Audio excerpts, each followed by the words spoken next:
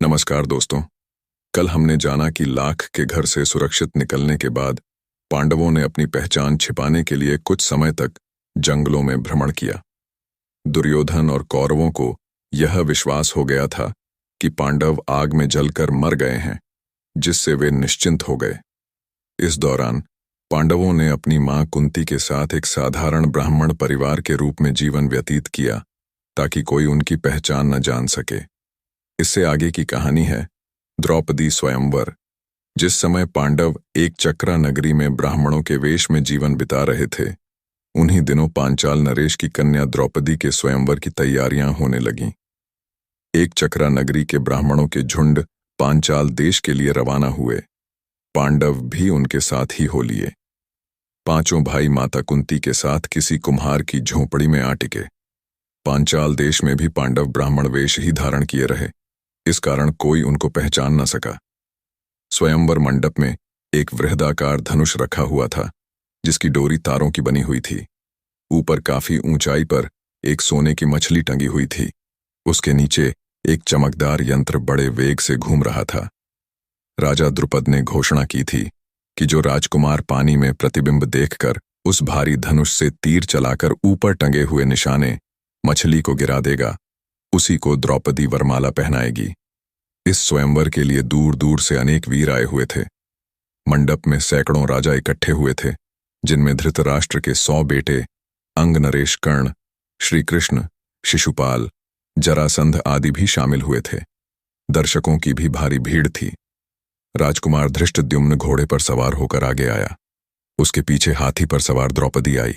हाथ में फूलों का हार लिए हुए राजकन्या हाथी से उतरी और सभा में पदार्पण किया। राजकुमार धृष्टद्युम्न अपनी बहन का हाथ पकड़कर उसे मंडप के बीच में ले गया।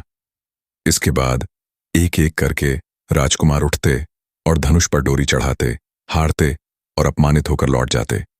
कितने ही सुप्रसिद्ध वीरों को इस तरह मुंह की खानी पड़ी। शिशुपाल, जरासंध, शल्य व दुर्योधन जैसे पराक्रमी राजकुमार तक असफल हो गए। जब कर्ण की बारी आई तो सभा में एक लहर सी दौड़ गई। सबने सोचा, अंग नरेश जरूर सफल हो जाएंगे। कर्ण ने धनुष उठाकर खड़ा कर दिया और तान कर प्रत्यंचा भी चढ़ानी शुरू कर दी। डोरी के चढ़ाने में अभी बाल भर की ही कसर रह गई थी कि इतने में धनुष का डंडा उसके हाथ से छूट गया तथा उछलकर उसके मुंह पर लगा। अपनी चोट सहलाता हुआ कर्ण अपनी जगह पर जा बैठा। इतने में उपस्थित ब्राह्मणों के बीच से एक तरुण उठ खड़ा हुआ। ब्राह्मणों की मंडली में ब्राह्मण वेशधारी अर्जुन को यों खड़ा होते देखकर सभा में बड़ी हलचल मच गई। लोगों में तरह तरह की चर्चा होने लगी। तब अर्जुन ने धनुष हाथ में लिया और उस पर डोरी चढ़ा दी। उसने धनुष पर तीर चढ़ाया और आश्चर्यचकित लोगों को मुस्कुराते हुए देखा। लोग उसे देख रहे थे। उसने और देरी न करके तुरंत एक के बाद एक 5 बाण उस घूमते हुए चक्र में मारे और हजारों लोगों के देखते देखते निशाना टूटकर नीचे गिर पड़ा। सभा में कोलाहल मच गया। बाजे बज उठे। उस समय राजकुमारी द्रौपदी की शोभा कुछ अनूठी हो गई। वह आगे बढ़ी और सकुचाते हुए लेकिन प्रसन्नता पूर्वक ब्राह्मण वेश में खड़े अर्जुन को वरमाला पहना दी। माता को यह समाचार सुनाने के लिए युधिष्ठिर, नकुल और सहदेव तीनों भाई मंडप से उठकर चले गए, परंतु भीम नहीं गया। उसे भय था कि निराश राजकुमार कहीं अर्जुन को कुछ कर न बैठें। भीमसेन का अनुमान ठीक ही निकला। राजकुमारों में बड़ी हलचल मच गई।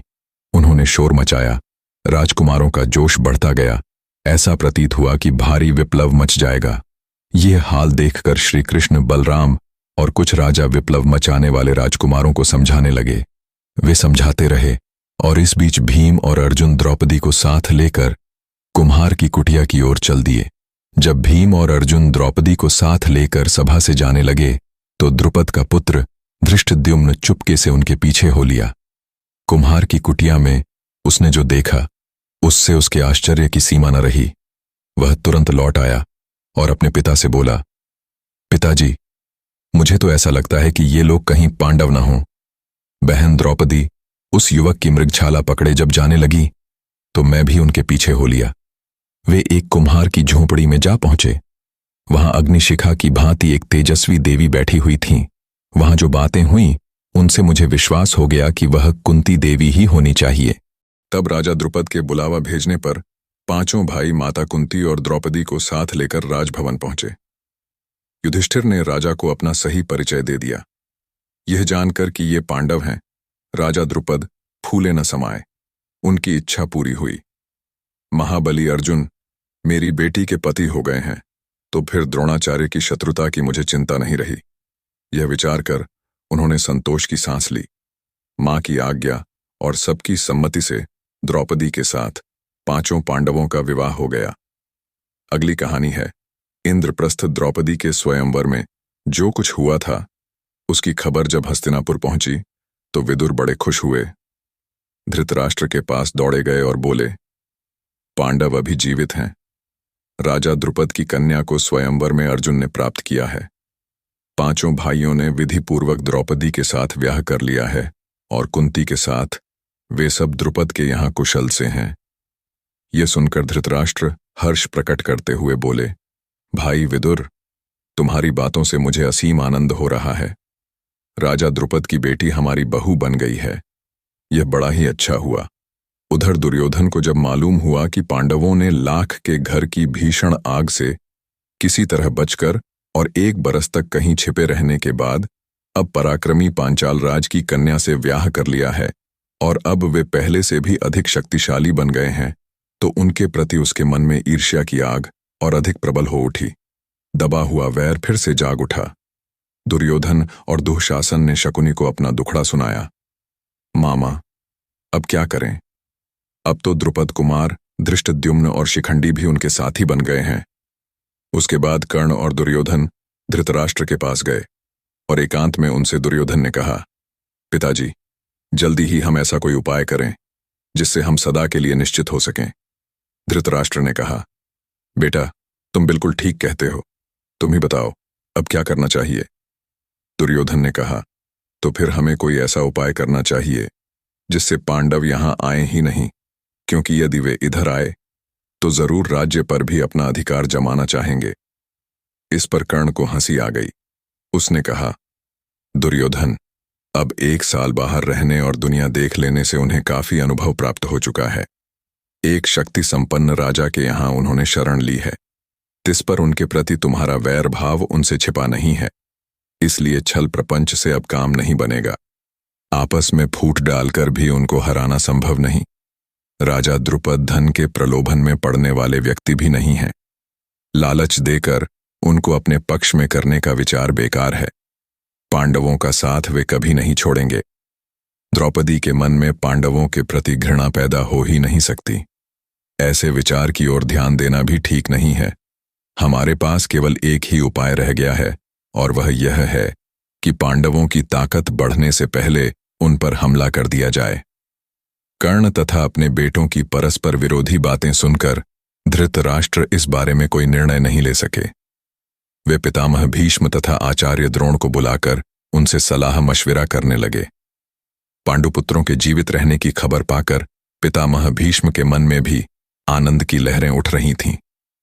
भीष्म ने कहा, बेटा, वीर पांडवों के साथ संधि करके आधा राज्य उन्हें दे देना ही उचित है। आचार्य द्रोण ने भी यही सलाह दी।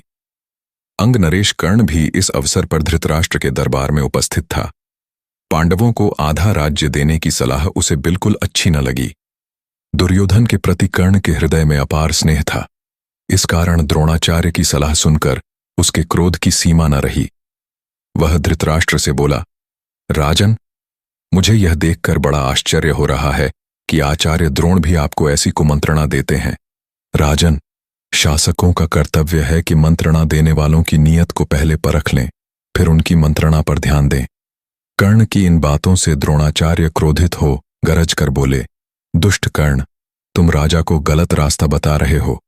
यह निश्चित है कि यदि राजा धृतराष्ट्र ने मेरी तथा पितामह भीष्म की सलाह न मानी और तुम जैसों की सलाह पर चले तो फिर कौरवों का नाश होने वाला है। इसके बाद धृतराष्ट्र ने धर्मात्मा विदुर से सलाह ली। विदुर ने कहा, हमारे कुल के नायक भीष्म तथा आचार्य द्रोण ने जो बताया है वही श्रेयस्कर है। कर्ण की सलाह किसी काम की नहीं है। अंत में सब सोच विचार कर धृतराष्ट्र ने पांडु के पुत्रों को आधा राज्य देकर संधि कर लेने का निश्चय किया और पांडवों को द्रौपदी तथा कुंती सहित सादर लिवा लाने के लिए विदुर को पांचाल देश भेजा। विदुर पांचाल देश को रवाना हो गए। पांचाल देश में पहुंचकर विदुर ने राजा द्रुपद को अमूल्य उपहार भेंट करके उनका सम्मान किया और राजा धृतराष्ट्र की तरफ से अनुरोध किया कि पांडवों को द्रौपदी सहित हस्तिनापुर जाने की अनुमति दें। विदुर का अनुरोध सुनकर राजा द्रुपद के मन में शंका हुई। उनको धृतराष्ट्र पर विश्वास न हुआ। सिर्फ इतना कह दिया कि पांडवों की जैसी इच्छा हो वही करना ठीक होगा। तब विदुर ने माता कुंती के पास जाकर अपने आने का कारण उन्हें बताया। कुंती के मन में भी शंका हुई कि कहीं पुत्रों पर फिर कोई आफत न आ जाए। विदुर ने उन्हें समझाया और धीरज देते हुए कहा, देवी, आप निश्चित रहें, आपके बेटों का कोई कुछ नहीं बिगाड़ सकेगा। वे संसार में खूब यश कमाएंगे और विशाल राज्य के स्वामी बनेंगे। आप सब बेखटके हस्तिनापुर चलिए। आखिर द्रुपद राजा ने भी अनुमति दे दी और विदुर के साथ कुंती और द्रौपदी समेत पांडव हस्तिनापुर को रवाना हो गए। उधर हस्तिनापुर में पांडवों के स्वागत की बड़ी धूमधाम से तैयारियां होने लगीं। जैसा कि पहले ही निश्चय हो चुका था, युधिष्ठिर का यथाविधि राज्याभिषेक हुआ और आधा राज्य पांडवों के अधीन किया गया। राज्याभिषेक के उपरांत युधिष्ठिर को आशीर्वाद देते हुए धृतराष्ट्र ने कहा, बेटा युधिष्ठिर, मेरे अपने बेटे बड़े दुरात्मा हैं। एक साथ रहने से संभव है कि तुम लोगों के बीच वैर बढ़े। इस कारण मेरी सलाह है कि तुम खांडवप्रस्थ को अपनी राजधानी बना लेना और वहीं से राज करना। खांडवप्रस्थ वह नगरी है जो पुरु, नहुष एवं ययाति जैसे हमारे प्रतापी पूर्वजों की राजधानी रही है। हमारे वंश की पुरानी राजधानी खांडवप्रस्थ को फिर से बसाने का यश और श्रेय तुम ही को प्राप्त हो। धृतराष्ट्र के मीठे वचन मानकर पांडवों ने खांडवप्रस्थ के भग्नावशेषों पर, जो कि उस समय तक निर्जन वन बन चुका था, निपुण शिल्पकारों से एक नए नगर का निर्माण कराया। सुंदर भवनों, अभेद्य दुर्गों आदि से सुशोभित उस नगर का नाम इंद्रप्रस्थ रखा गया। इंद्रप्रस्थ की शान एवं सुंदरता ऐसी हो गई कि सारा संसार उसकी प्रशंसा करते न थकता था। अपनी राजधानी में द्रौपदी और माता कुंती के साथ पांचों पांडव 23 बरस तक सुखपूर्वक जीवन बिताते हुए न्यायपूर्वक राज्य करते रहे। दोस्तों, हमारी ऐसी कहानियां सुनने के लिए हमारे चैनल को सब्सक्राइब जरूर करें।